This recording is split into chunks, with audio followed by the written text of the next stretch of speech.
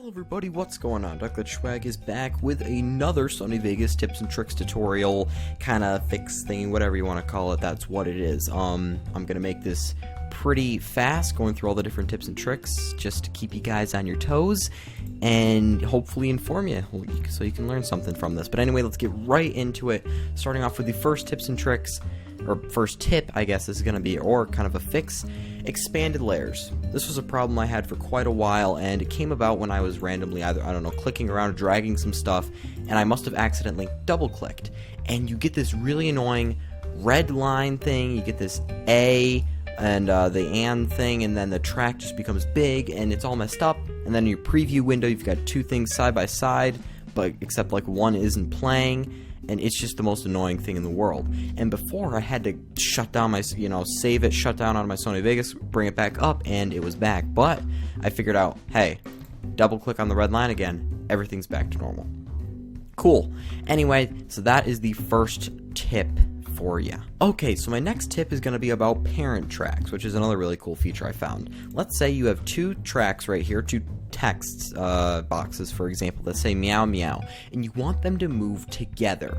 What you can actually do is this really cool feature that allows you to create a parent track of the track below it. So either, or for the bottom track right here, there's this arrow here, and it says make compositing child, and it determines how groups of tracks are composited together. If you click the up arrow, it will now create a little shoulder from the top one going down, a little upside down L, and that will encompass both of the tracks. And on the side you can see parent composite mode and then parent motion mode, and then they still have the composite and motion for both tracks individually. So let's say I want to change the motion of both meows.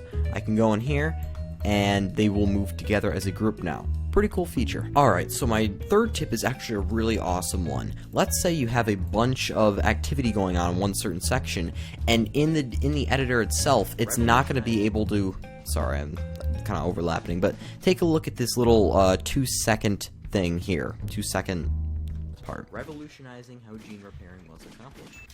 See how the video didn't correctly play with all this different event stuff I have going on?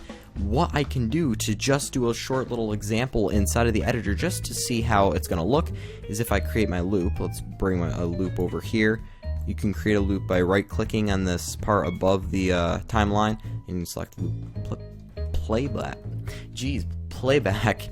And then you adjust the loop to however big you want it, and then you can go into Tools, build a dynamic RAM preview, or Shift B, and it will create you, kind of render a small little section, and depending on the quality, it will only make it a certain amount because that's how much RAM is dedicated to that certain quality. So if I make it draft half and extend it out, it will be able to render a greater distance. So there we go, and if I play it, revolutionizing how gene repairing was accomplished, it plays perfectly how it should. So that's a cool way to render small little sections of your video inside of the timeline just to see how they're going to look in the final production. So my next tip is actually really useful, and I use it all the time because it's so quick and easy to use. So let's say these text boxes right here, this blue one for the guide and this one for the enzyme thing, let's say I want to be able to move these all as a group. I could press Control and select every single one of them, but that takes too long. So instead, I can press the D key on my keyboard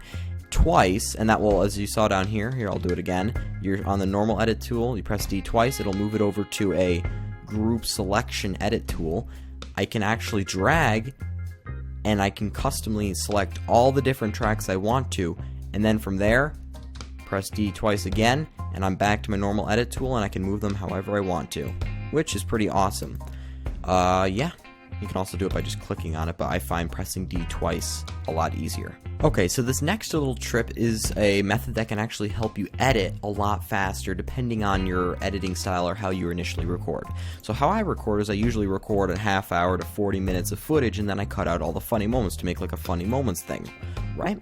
So an easy way to do that is if I just play the video regularly, and here I'm going to mute the audio just so it's not playing over my voice, and as I'm watching through, let's say I find a funny thing, press M for a marker, right? And then you can come back to that later and split the certain part that you want to, which you have that already marked. a way to take that even higher is, let's say, oh, this part right here, I found a really, really funny part, and I'm thinking of a really cool edit to do with it. What you can actually do is press C, and it will give you a, kind of a command parameter prompt thing that will allow you to put in a comment. So let's say, here I should zoom in 3 times, right? And then you can save this, and you just hit OK or enter, and from there, then you can just double click back into it, and you can see your comment.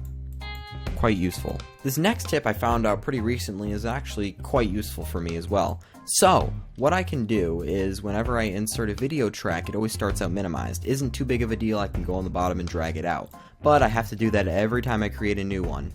And one thing that I could do is I could duplicate the track, but if it already has stuff on it, I don't want to be duplicating it. So, what a really cool feature I can do is, let's say I just insert a bunch of video tracks, right? Like, okay, I know I'm going to be wanting to use 5 video tracks. I can press Control-Shift and the up arrow key, and it will expand all the tracks out to the normal size. I can also do Control-Shift the down arrow key, and it will minimize all the tracks together, and it will make this kind of cool view so I can see everything that's going on, and then I can re-expand them back out. Pretty cool. Alright, so my next tip has to deal with the kind of the layout of Sony Vegas. So let's say you accidentally somehow manage to mess up whatever windows you're messing with, or your timeline becomes super small. Yes, you can probably manually squeeze everything back to how it was, or sometimes you can accidentally hit shortcuts that will take you to like an audio editing type. So like, I mean, I just went right to it, but sometimes you can get like, whoa, how did I get here? And you want to go back to how you were previously. So what you can do is you can actually go to View, Windows Layouts, Default Layout, or Alt+D, then D again.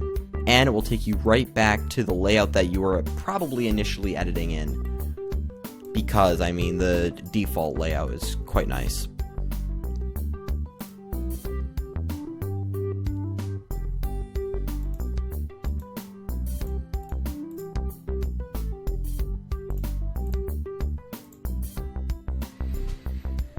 And the final little tip I have is just a kind of funny one. One thing that I noticed you could do is you could actually go into options.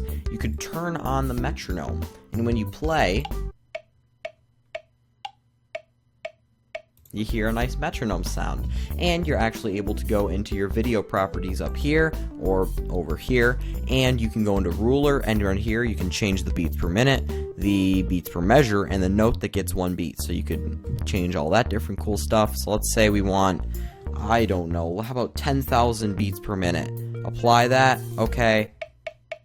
That's not actually 10,000 beats per minute. The max it can go is 240, so if you're ever messing around or using audio or song stuff, doing that kind of work, that is a cool little built-in feature that Sony Vegas has available. Anyway, hopefully you guys enjoyed this little tips and tricks video. Hopefully it helped you in some way.